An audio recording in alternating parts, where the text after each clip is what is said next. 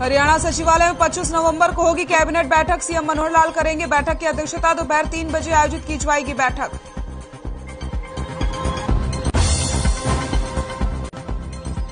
Delhi NCR की हवा अब भी बेहद खराब। दिल्ली का एक्यूआई लेवल पहुंचा 315, गुरुग्राम में 318 तो फरीदाबाद में एक्यूआई पहुंचा 326।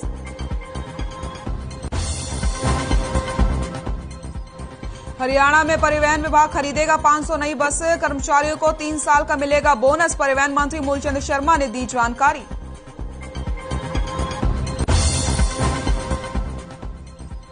हिसार में भैंस खरीदने आई महिला के साथ दुष्कर्म का मामला। महिला ने थाने में शिकायत कराई दर्ज। भैंस व्यापारी पर 2 लाख की धोखाधड़ी का भी लगाया आरोप।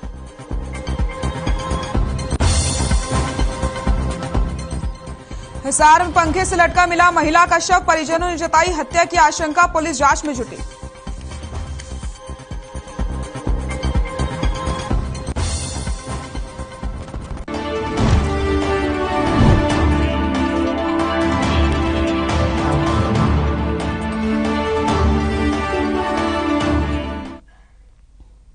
नमस्कार, खास खबर में आप सभी का स्वागत है। मैं हूं आपके साथ सृष्टि शुक्ला। बुलेटिन की शुरुआत करेंगे बड़ी खबर के साथ। जी हां, दिल्ली एनसीआर की हवा अभी बेहद खराब श्रेणी में पहुंच चुकी है, जिससे वहां लोगों को सांस लेने में तकलीफों का सामना करना पड़ रहा है। एनसीआर की हवा अभी भी बेहद खराब श्रेणी में है। दिल्ली का एक्यूआई लेवल 315 पहुंच चुका है। गुरुग्राम में एक्यूआई लेवल 318 पहुंच गया है। तो वहीं अगर फरीदाबाद की बात करते हैं तो फरीदाबाद का एक्यूआई लेवल 326 पहुंच चुका है। एनसीआर की हवा अब भी बेहद खराब श्रेणी में है। हवा में लगातार जहर घुलता चला जा रहा है। लोगों को सांस लेने में तकलीफों का सामना करना पड़ रहा है। तो वहीं आंखों में जलन का भी सामना लोगों को करना पड़ रहा है। तो ये एक भयावह स्थिति यहां पर पैदा हो गई है, क्योंकि दिल्ली का एक्यूआई लेवल 315 पहुंच चुका है। गुरुग्राम की अगर बात की जाए तो एक्यूआई लेवल 318 है।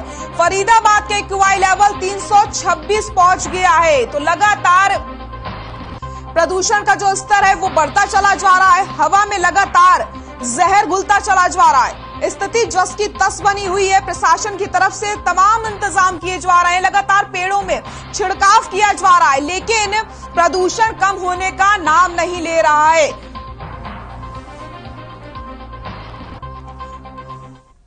और इसी खबर पर ज्यादा जानकारी के लिए हमारे ब्यूरो चीफ प्रवीण शर्मा हमारे साथ लाइव जुड़ गए हैं। प्रवीण, मैं आपसे जानना चाहती हूं, प्रदूषण का जो स्तर है वो लगातार बढ़ता चला जा रहा है, कम होने का नाम नहीं ले रहा है, जबकि प्रशासन की तरफ से तमाम इंतजाम किए जा रहे हैं।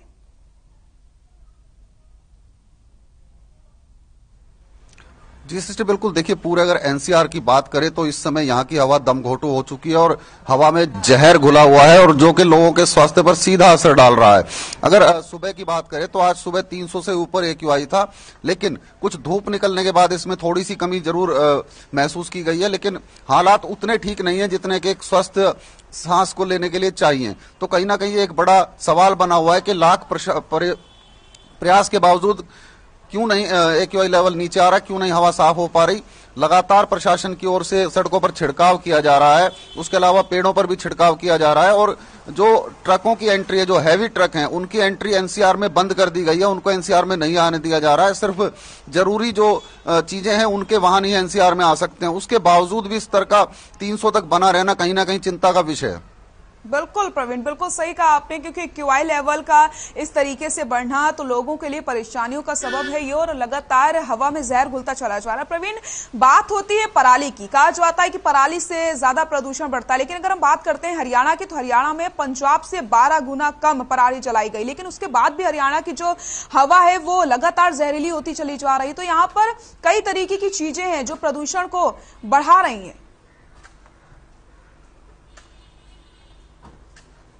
जी बिल्कुल। देखिए, पराली का मुद्दा हर बार उठता है जब भी धान की फसल समाप्त होती है। उसके बाद पराली का मुद्दा उठता है कि पराली की वजह से प्रदूषण होता है। लेकिन अगर सिस्टम पीछे हमने एक डाटा बताया था जिसमें साफ तौर पर दिया था कि जो 38% पॉल्यूशन है वो वाहनों के धुएं के कारण होता है, और जो 33% पॉल्यूशन है वो सड़क से उठती धूल के कारण होता है। और कहीं ना कहीं जो आसपास के क्षेत्रों में इंडस्ट्रीज लगी हैं वो भी इस प्रदूषण के लिए साफ तौर पर जिम्मेदार हैं।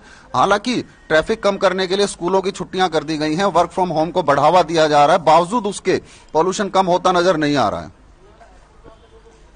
बिल्कुल प्रवीण, सही कहा आपने। स्थिति जस की तस बनी हुई है, प्रदूषण घटने का नाम नहीं ले रहा है। लेकिन अगर बात की जाए प्रशासन की, तो प्रवीण ये पहली बार नहीं हुआ है जब प्रदूषण इतना बढ़ गया है। हर साल इसी तरीके से दिवाली के बाद प्रदूषण बढ़ता है, लेकिन उसके बाद भी प्रशासन की तरफ से पहले से इंतजाम क्यों नहीं किए जाते हैं? क्यों इतनी लापरवाही बरती जाती है?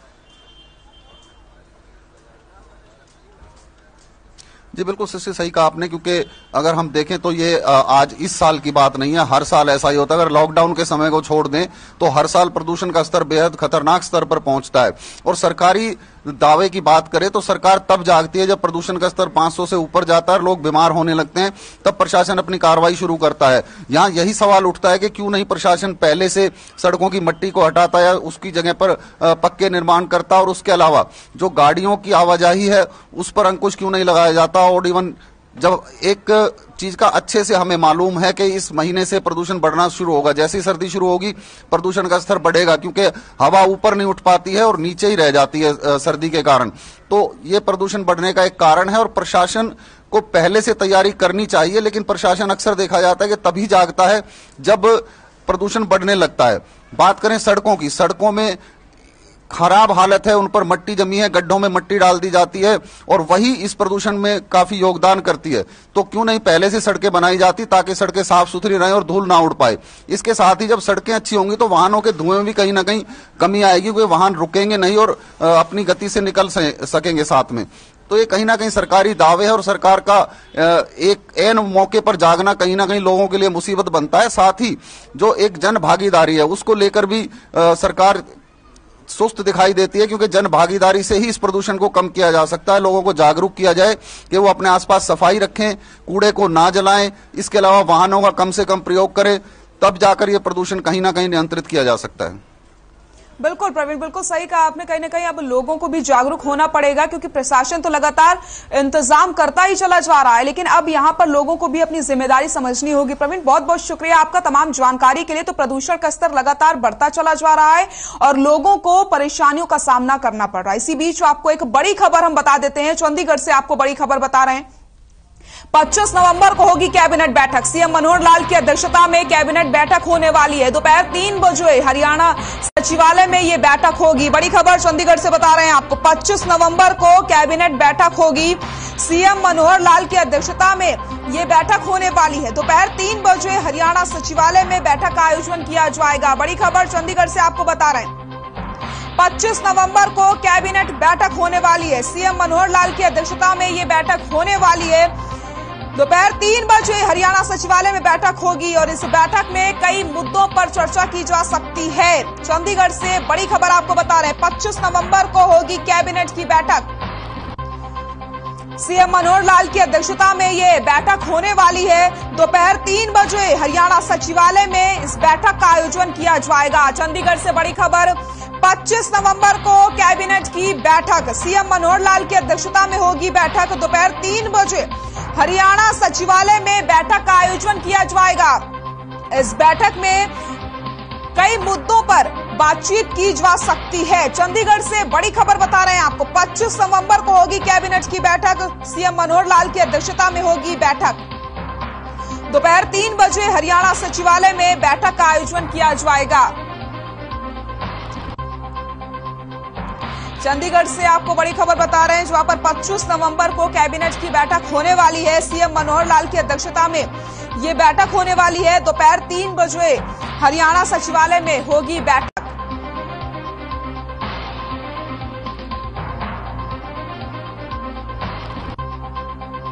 चंडीगढ़ से बड़ी खबर, 25 नवंबर को होगी कैबिनेट बैठक।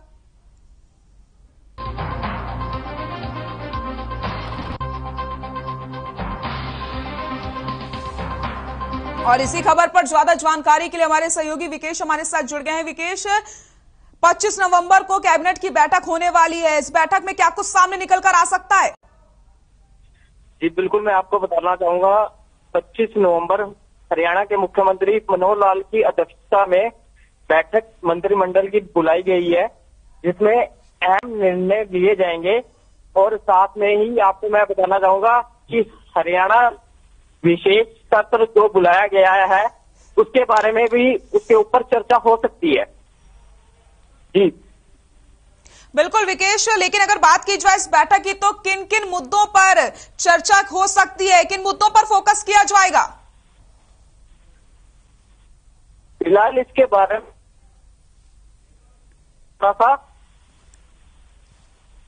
और सूत्रों से हवाले से जो खबर आ रही है वो इसी पे है कि विशेष सत्र जो बुलाया जा रहा है उस मुद्दे पर चर्चा हो सकती है, और साथ में पेपर लीक जो मामले प्रदेश में हो रहे हैं उसके बारे में सख्ती से फैसले किए जा रहे हैं, इसके ऊपर भी चर्चा होगी।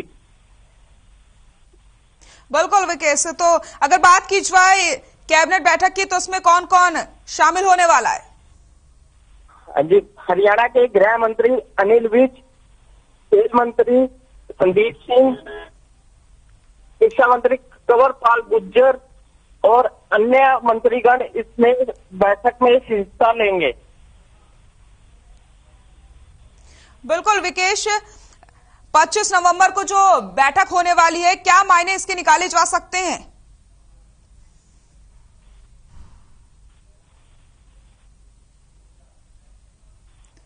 लगता विकेश, मेरी आवाज आ रही है आपको?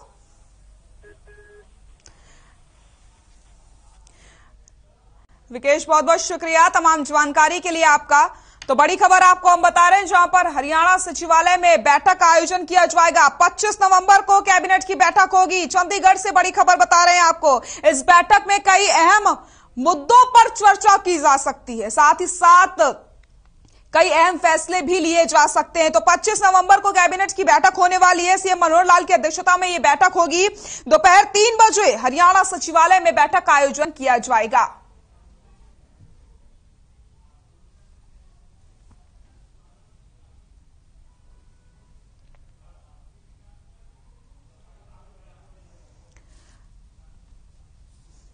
चंडीगढ़ से आपको बड़ी खबर बता रहे हैं, जहां पर 25 नवंबर को कैबिनेट की अहम बैठक होने वाली है। आपको बताते चलें, सीएम मनोहर लाल की अध्यक्षता में यह बैठक होगी।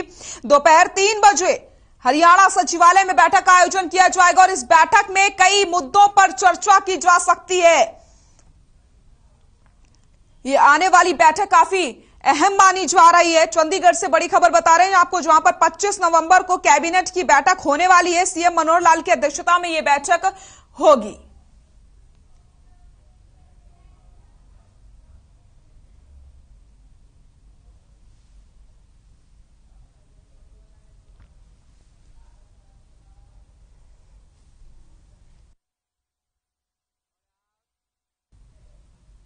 और इसी बीच आपको गुरुग्राम से बड़ी खबर बता देते हैं। गुरुग्राम से इस वक्त की बड़ी खबर, अजय चौटाला कार्यकर्ताओं को करेंगे संबोधित।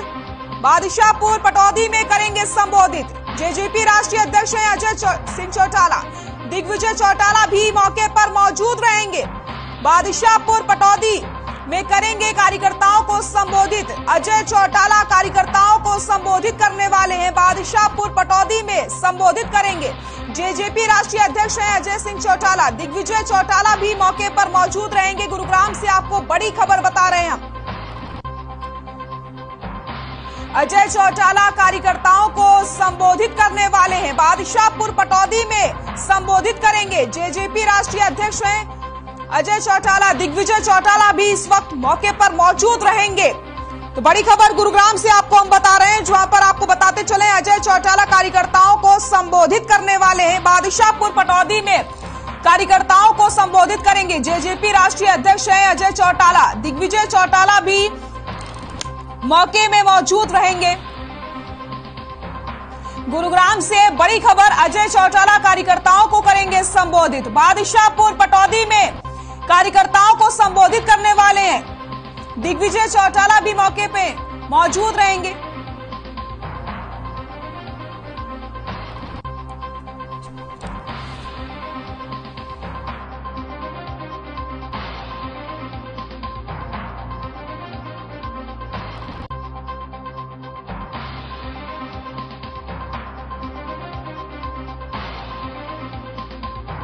गुरुग्राम से आपको हम बड़ी खबर बता रहे हैं। और इसी बीच आपको बड़ी खबर बता देते हैं, जहां हादसा, बर्तनों से भरा ट्रक पलट गया। हिसार से बड़ी खबर, सूर्यवाला चौक पर हुआ हादसा। यमुनानगर से सीकर जा रहा था ट्रक। हिसार से बड़ी खबर, बर्तनों से भरा ट्रक पलट गया।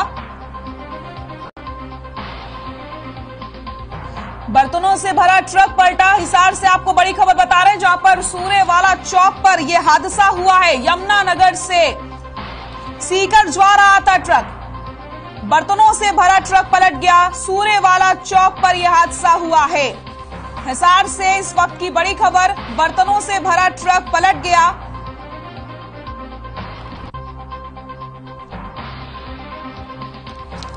और इसी खबर पर ज्यादा जानकारी के लिए हमारे सहयोगी संदीप हमारे साथ जुड़ गए हैं। संदीप, बर्तनों से भरा ट्रक पलट गया है, क्या कुछ जानकारी मिल रही है? जी सृष्टि, देखिए यहाँ पर जो सूर्यवाला चौक है, दिन ब दिन हादसे होते रहते हैं और जो यमुनानगर से सीकर की तरफ ट्रक जो जा रहा था, करीब रात के 3 बजे सूर्यवाला चौक पहुंचा था।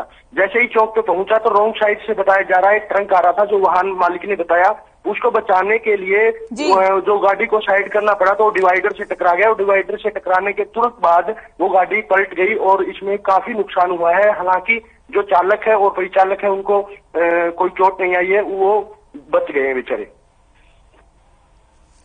बहुत बहुत शुक्रिया संदीप तमाम जानकारी के लिए। तो आपको बताते चले, फिलहाल काफी नुकसान तो हो गया है, लेकिन किसी की जान नहीं गई और कोई भी गंभीर रूप से घायल भी नहीं हुआ है।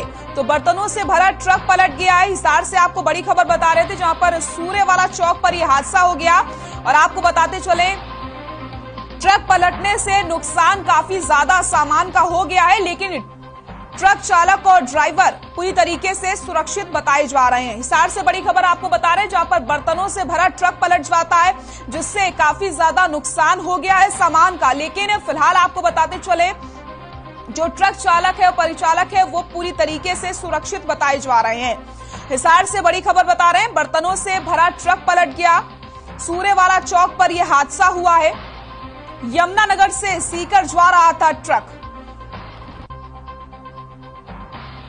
बर्तनों से भरा ट्रक पलटा, जिसमें सामान का काफी ज्यादा नुकसान हो गया है। हिसार से बड़ी खबर बता रहे हैं, लेकिन ट्रक चालक और परिचालक पूरी तरीके से सुरक्षित बताए जा रहे हैं।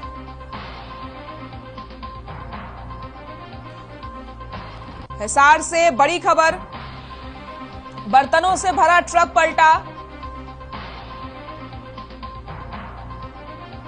यमुनानगर से सीकर जा रहा था ट्रक, ट्रक पलटने से सामान का काफी ज्यादा नुकसान हो गया है, लेकिन राहत की बात यह है कि चालक और परिचालक पूरी तरीके से सुरक्षित बताए जा रहे हैं। सूर्यवाला चौक पर यह हादसा हुआ है। यमुनानगर से सीकर जा रहा था ट्रक, सूर्यवाला चौक पर बड़ा हादसा। आपको बताते चले, बर्तनों से भरा ट्रक पलट गया है। हिसार से बड़ी खबर,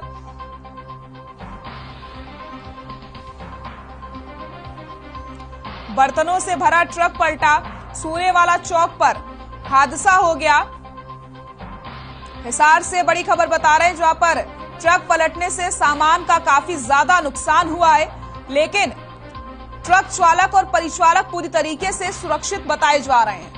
तो तस्वीरें भी आप देख सकते हैं किस तरीके से बीच सड़क पर यह ट्रक पलटा है और सारे बर्तन बीच सड़क पर गिर गए हैं, जिससे काफी ज्यादा नुकसान हो गया है। लेकिन राहत की बात यह है कि ट्रक चालक और परिचालक पूरी तरीके से सुरक्षित बताए जा रहे हैं। तो तस्वीरें भी आपको हम दिखा रहे हैं, जहां पर हिसार में ट्रक पलट जाता है बर्तनों से भरा, जिसके बाद काफी ज्यादा नुकसान भी हुआ है। लेकिन एक राहत की बात यह है कि जो ट्रक चालक और परिचालक है वो पूरी तरीके से सुरक्षित बताए जा रहे हैं। तस्वीरें आप देख सकते हैं, बर्तनों से भरा ट्रक भी सड़क पर पलट गया, जिससे काफी ज्यादा नुकसान हो गया है। लेकिन राहत की बात इस बीच ये सामने आ रही कि ट्रक चालक और परिचालक पूरी तरीके से सुरक्षित बताए जा रहे हैं। हिसार की तस्वीरें भी आपको हम दिखा रहे हैं, जहां पर बीच सड़क में ट्रक पलट जाता है बर्तनों से भरा, जिसमें काफी ज्यादा नुकसान हुआ है, लेकिन ट्रक चालक और परिचालक पूरी तरीके से सुरक्षित हैं।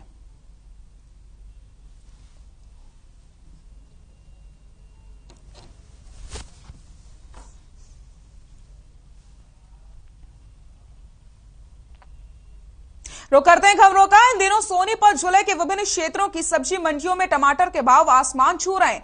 हालात ऐसे हो गए कि सोमवार को राय विधानसभा क्षेत्र के बिस्वा मील पर लगने वाली सब्जी मंडी में टमाटर 100 रुपए प्रति किलो के हिसाब से लोग खरीदने को मजबूर हो गए। इसके अलावा हरी मटर भी 100 रुपए प्रति किलो के हिसाब से बिकती नजर आई। हालात ऐसे हैं कि घर में रसोई का बजट अब खराब होता नजर आ रहा है, तो सब्जियों के दाम लगातार आसमान छू रहे हैं, जिससे आम लोगों का जो बजट है वो पूरी तरीके से बिगड़ता हुआ नजर आ रहा है। तो थाली का जो स्वाद है वो गायब हो रहा है, क्योंकि टमाटर भी 100 रुपए के पार हो चुके हैं प्रति किलो, आपको बताते चले। वहीं मटर के अगर भाव की बात की जाए तो मटर भी 100 रुपए के पार पहुंच गया है। अब आम लोगों का बजट पूरी तरीके से बिगड़ चुका है। ऐसे में लोग सब्जी खरीदने में काफी ज्यादा परेशानी उन्हें हो रही है। और इसी खबर पर ज्यादा जानकारी के लिए हमारे सहयोगी लाजपत हमारे साथ जुड़ गए हैं। लाजपत, महंगाई लगातार बढ़ती चली जा रही है, खाने का स्वाद पूरी तरीके से बिगड़ गया है। जी बिल्कुल श्रेष्ठी, देखिए बात करें तो महंगाई जो है वो कहीं ना कहीं चरम सीमा पर है और लगातार जो महंगाई का रूप आम नागरिक पर पड़ता हुआ नजर आ रहा है, जिसमें कि हरियाणा सरकार को विशेष इस पर मंथन करना चाहिए, ध्यान देना चाहिए, क्योंकि पेट्रोल डीजल के जैसे दाम बढ़े, फिर सब्जियों के दाम बढ़े, कोरोना की मार पड़ी लोगों पर, काफी चौतरफा जो मार पड़ रही है और महंगाई का सबसे बड़ा रूप है वो कहीं ना कहीं सरकार को इस पर मंथन करने की जरूरत है। लगातार जो महंगाई का रूप है वो चरम सीमा पर है। लोगों को खाने के लिए 4 ही चीज जरूरी है, लेकिन जैसे टमाटर है, मिर्च है, आलू है, प्याज है, लेकिन यही महंगी है तो आम नागरिक जीने पर मजबूर हो चुका है। आपको पता है कि दाल रोटी खाओ प्रभु के गुण गाओ, ये अब दाल भी महंगी इतनी हो चुकी है कि लगातार आपको बता दें कि प्रभु के गुण तो सिर्फ यही गाए जा सकते हैं कि कैसे न कैसे बचना है। मजबूरी है मजदूर और मजबूर, इसलिए कि मजदूर जो है अलग अलग स्टेट के यहाँ पर रोजी रोटी के लिए हरियाणा में अपनी रोजी रोटी के लिए आए थे, लेकिन अब हरियाणा से पलायन कर सकते हैं लोग, क्योंकि कोरोना की मार, लॉकडाउन की मार, अब पोल्यूशन की मार, अब सब्जियों के दाम बढ़ रहे हैं, तो कहीं ना कहीं आम लोगों की कमर टूटती हुई नजर आ रही है। ऐसे में आपको पता है श्रेष्ठी कि देश किस कंडीशन पर चल रहा है, सरकार को मंथन करना चाहिए, जो महंगाई पर कंट्रोल करने की काफी बड़ी जरूरत है, वरना आने वाला वक्त और भी टाइट होगा, क्योंकि लगातार जैसे महंगाई बढ़ रही है वैसे वैसे चरम सीमा पर आम नागरिक की जो कमर टूटी है उससे काफी हताश है। क्योंकि अब देख सकते हैं श्रेष्ठी जो फैक्ट्रियां हैं वो भी बंद हैं, क्योंकि इसलिए कि जैसे आपको पता है कि अभी जो पोल्यूशन की वजह से भी फैक्ट्रियां बंद है और लगातार बता दें कि आपको जो महंगाई का रूप है वो पूरा चरम सीमा पर है। हर व्यक्ति की कमर टूट चुकी है। पेट्रोल डीजल के दाम जैसे जैसे बढ़े वैसे वैसे सब्जियों के दाम बढ़े, जैसे आलू सब्जी का राजा है, जो प्याज है वो जरूरी है। आपको पता है कि जो रेडी लगाने वाले व्यक्ति हैं जो अपनी रोजी रोटी के लिए हैं वो कहीं ना कहीं हताश हो चुके हैं, जो हर रोज कमाते हैं और खाते हैं। आपको पता है कि जैसे होटल है, ढाबे हैं या आम जो जगह है वो भी परेशान हो चुकी है, क्योंकि होटल ढाबे भी जो है वो खाने पीने के वो भी परेशान हो चुके हैं, क्योंकि महंगाई काफी चरम सीमा पर है। आपको पता है श्रेष्ठी की भूख लगती है तो समोसा खाने को मन करता है, लेकिन समोसा ही खाना लोगों के लिए परेशानी हो चुकी है। लगातार जो है देश पर काफी बोझ बढ़ रहा है, क्योंकि समोसे की जो रेडियां लगती हैं वो भी परेशान हो चुके हैं। 5 रुपए समोसा भी बढ़ चुका है, 10 रुपए का समोसा था जो 5 रुपए तक बढ़ चुका है।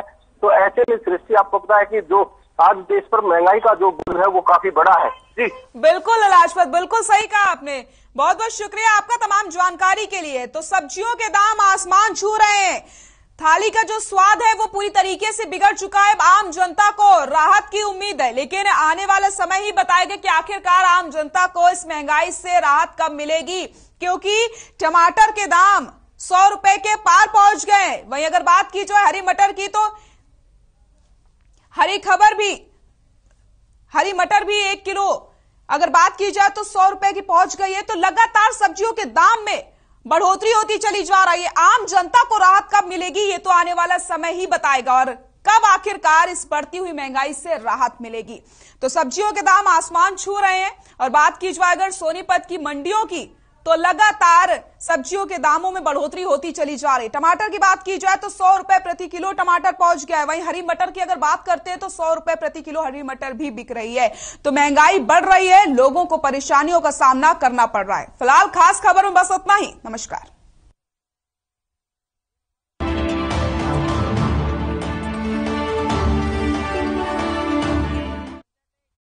इंटेसा बॉयलो BWP बोर्ड खाते ही हमारे